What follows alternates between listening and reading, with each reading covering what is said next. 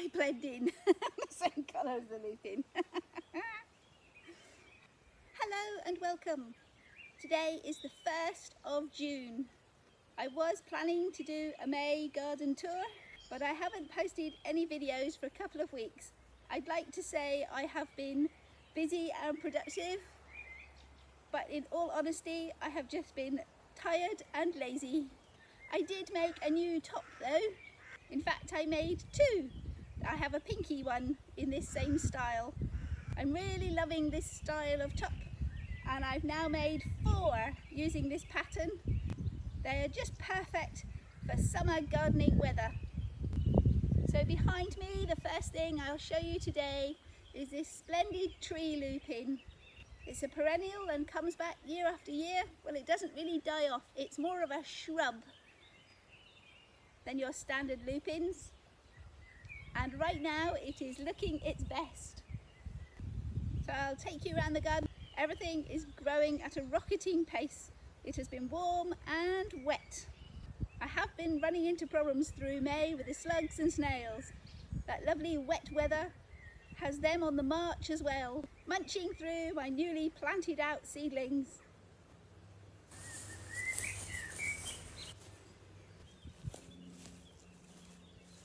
Another big plant that's recently burst into flower is this tea tree that grows as a shrub. I started it as a tiny dusty little seed on my window ledge at home, and here several years later we have this lovely tea tree shrub.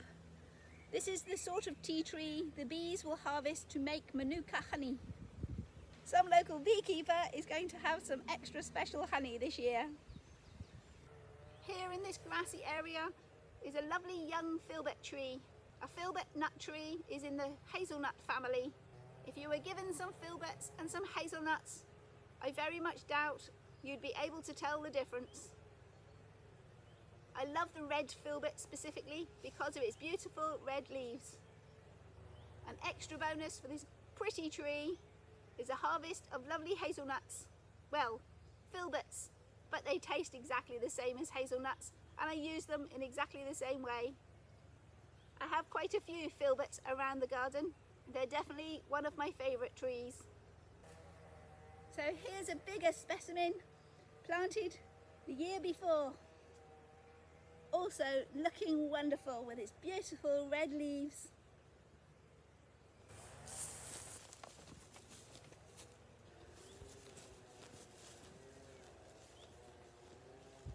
Also in this wild grassy area, the Oxide Daisies are putting on a beautiful display and doing a splendid job of bullying that grass into submission.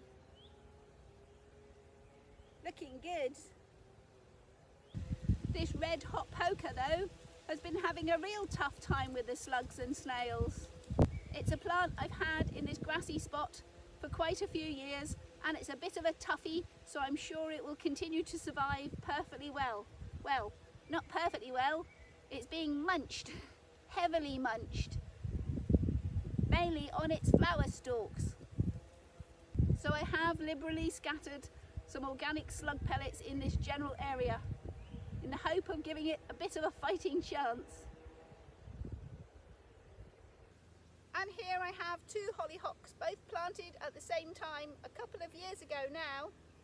And this one is a small, weak, pathetic specimen, yet its friend behind me is at least 2 foot tall and looking very healthy. I have no idea what's causing the difference. This sadly dead twig of a tree is a persimmon, and although it's considered more of a hot country fruit, it will grow in the south of the UK and has been winter hardy.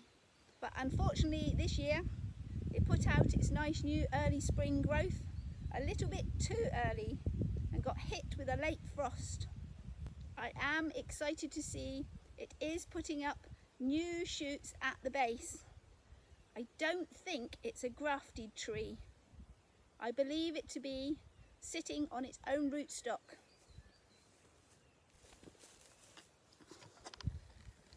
So here's that lovely new growth coming up from the base. What I plan to do with this tree now, as the frost gave it such a severe hammering, is to dig it up and put it inside the polytunnel. With good pruning, I should be able to keep it small, and it should hopefully have just enough protection in there to keep the winter frost at bay. So here are 3 verbascums looking splendid. They're certainly becoming one of my favourites. I love these big velvety fuzzy leaves. They're starting to shoot up now, ready to put up that tall yellow flower spike. And I have noticed today they have some big fat caterpillars on them. I'm going to leave the caterpillars. There are only a few, and I think the plant's big enough to cope with them. But mainly, I don't know what they are caterpillars of. So I'm going to take a photograph now, and later this evening I'll see if I can identify it and find out what they're going to turn into. I did find out what they are. They're caterpillars of the Mullen moth. Another food plant they enjoy is buddleia. Now I have more buddleias around the garden, and I'd rather they ate that than my verbascum, so I've picked them off and put them on the buddleia instead. So far I've only managed to find 10, so I'll keep my eye on them over the next few weeks and see if more appear and rehome them as well. The sunflowers and squashes that didn't get eaten by the slugs and the rabbits are doing very nicely, but they've given me a hard time this year. I lost a lot of young plants to the rabbits and slugs and snails. I have done a second sowing of seeds, but they're only about 3 inches tall at the moment, so they've got a lot of catching up to do.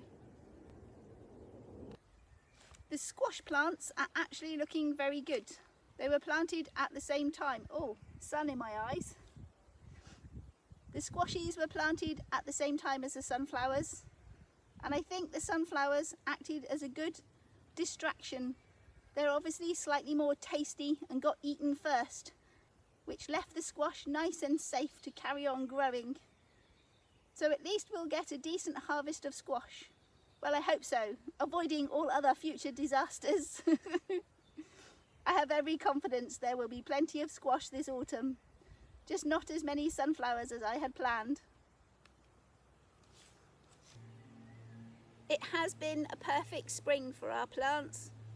Lovely, warm and showery wet. Unfortunately, that means it's also been a perfect spring for the slugs and snails. I think it's been one of the worst attacks my plants have suffered, so I'm fighting back. The area's been covered with a layer of grassy strulch. Strulch is a kind of chopped up strawy ground cover mulch that the slugs and snails are not keen on. I don't know if it's the texture or the smell, but they don't like it. I've also surrounded each young plant with a little fluffy mat of sheep's wool and liberally scattered organic slug pellets in the general area. I'm determined. I'm going to save my hard work. I'm keeping these squash and sunflowers for me, not the slugs and snails. In order to protect from the rabbits and birds, some of the squashes I have planted outdoors that don't have the bug netting over the top. I've used these hanging basket wire frames just as a little netted protection. They're nice and strong and sturdy and don't collapse under the weight of something trying to get at the plant inside. They're a little bit too heavy to blow away in the wind, and they can be reused year after year. Another plant protecting option are these old freezer baskets. Again, it's that good strong hard metal and will last several years. A perfect protection to give your young plants a head start. So here I have a standard garden mint planted in ground, which is very dodgy because mint wants to spread everywhere and take over. But I chose this position specifically because it is surrounded in concrete. There are patio slabs in front, a little low wall behind, and a concrete path. So there's nowhere for this mint to go. Now the oregano seeds I planted last year still haven't got moved out of this pot. They did really well, survived over winter outdoors, and were looking great. And then I neglected it and left it stood in bright full sun with no water. I thought it was dead. When I finally spotted my horrendous neglect, there was literally only 3 or 4 tiny leaves left alive in the middle. I've since had it extremely well watered in a shady spot, and to my delight and amazement, it seems to be recovering very well. So time to get this planted into the ground, where at least it'll get a decent drink of rainwater if I forget it again. At the front of this bed is the chamomile, doing very nicely. I've just found some extra lovely strawberries in this Alpine Strawberry plant, so I'm going to pick them now before the slugs find them. They're a tiny strawberry, but they do taste delicious.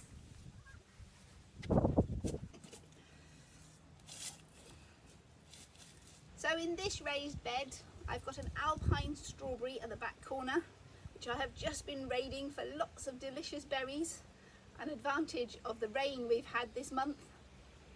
And here under this cage, oh, go back, lost a strawberry.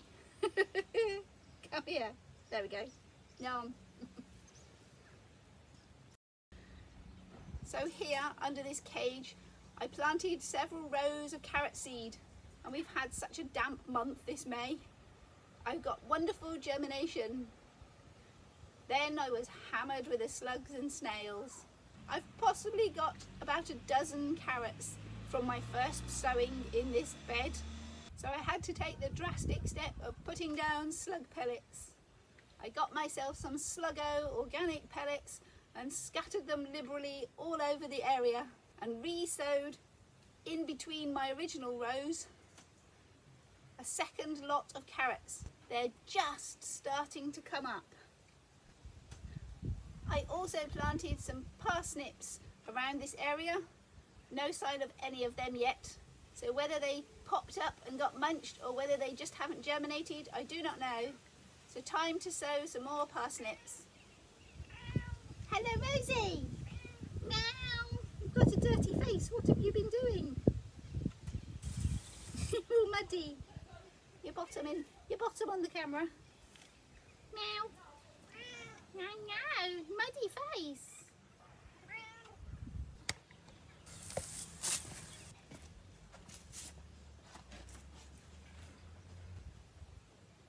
Here I planted some early radishes. Pink lady slipper, pink slipper. It's supposed to be a mild radish. I'm not good with radishes. Well, I'm good enough at growing them. They're a nice, easy plant to grow and a quick harvest. But my delicate palate just finds them too spicy. And although these are a milder than usual radish, they've still got that radishy burn. Oh, that one's split. So much rain. So I find I'm okay. I can cope with one bite. It's just too hot and peppery for me, which is a shame because I like growing radishes. Have another one. I'll have that one as well. Nice. So if you like radishes but prefer them on the mild side, I'd say the pink slipper is definitely a good variety to try. Sadly, still too hot for me. I've previously only ever tried radish as a cold salad vegetable, grated or chopped up or just eaten straight off the plant. But for the first time this year, I was already steaming some other vegetables and decided I would put a couple of radishes in there and see what they were like cooked. That seems to have removed the burn, and the radishes were delicious. I can see I'm going to be growing lots more now. Wonderful! I am just about to plant out the dahlias. Now this is a job I said I was going to do about 2 weeks ago and still haven't got round to it. I will be spreading slug pellets everywhere. I've been using Sluggo and it seems to be working very nicely. I have 4 beds like this one that I'm going to put dahlias into. The one I'm sitting on at the moment has a couple of black currant bushes behind me. Further up the row, I've got some squashes planted in the end of a bed that will hopefully grow out into the garden.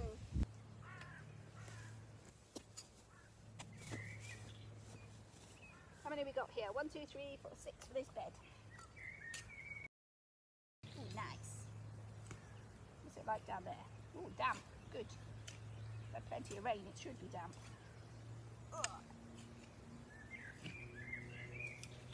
First one, in we go. Oh, what are you? Does your label say? You are gallery singer. First one in.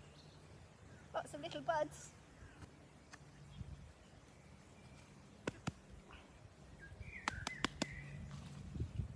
Oh, lovely. Lots of roots. Now usually I would heavily water my planting holes, but it has been raining lots and the ground is nice and damp. So I'm going to risk it and not. It's clouding over now. It might even start raining before I finish, which would be quite good. The aeroplanes are just so noisy and constant today. They're not very big planes, just seem to be lots of them. I use a no-dig raised bed Ruth Stout combination of gardening. I've been gardening that way for many years now, so the soil in these beds is lovely, soft and fluffy and moist and perfect. It only took a couple of years of no-dig and heavy mulching to get it to this beautiful loamy tilth. The kind of soil I used to envy on all the gardening TV shows. So I would encourage you all to give it a try. You don't have to go to the expense and effort of building raised beds.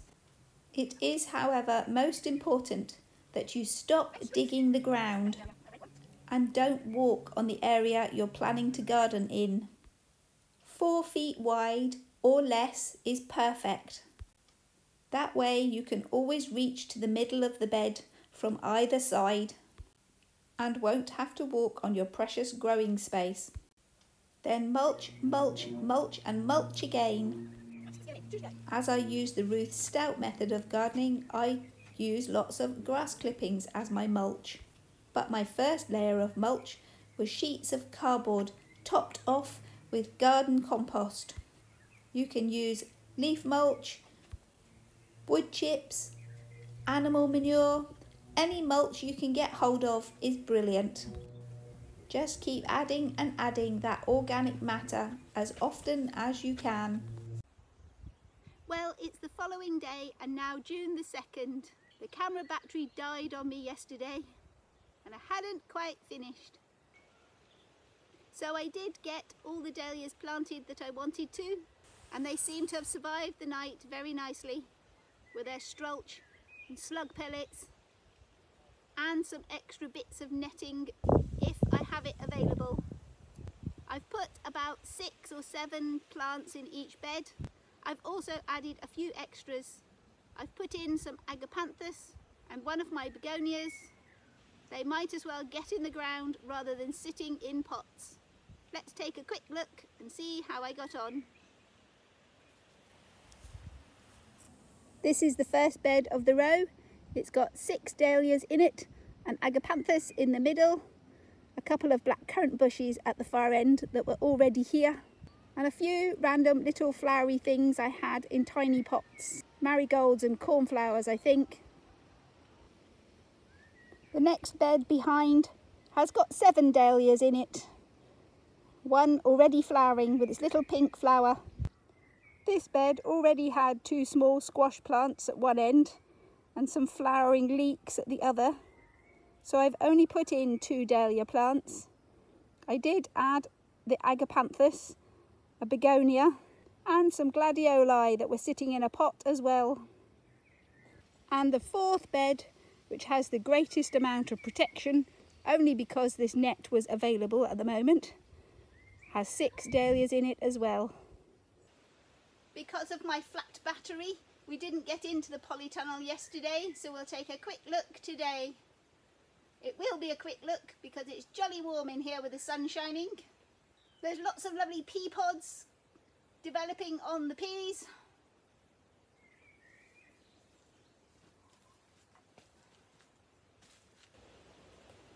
The tomatoes are coming along nicely, and the sweet corn seem to have settled in. They're certainly shooting up. And what I thought might be a melon, that's what its label said, has turned out to be a cucumber.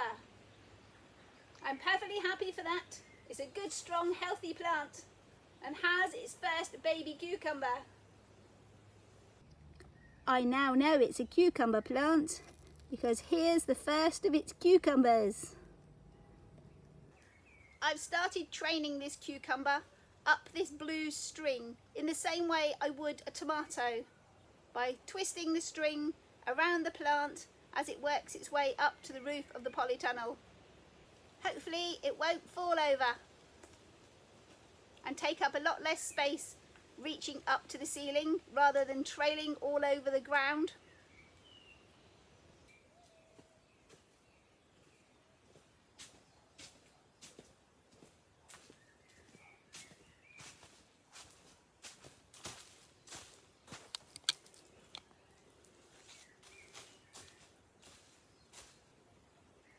I'm going to end it there for today.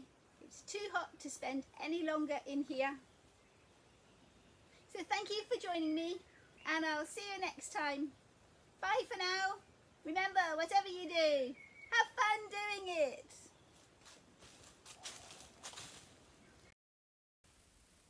If you've enjoyed today's video, click that like button and let me know. Click subscribe and YouTube will make sure you see my next video. Bye for now and thanks for watching. And remember, whatever you're doing, have fun doing it.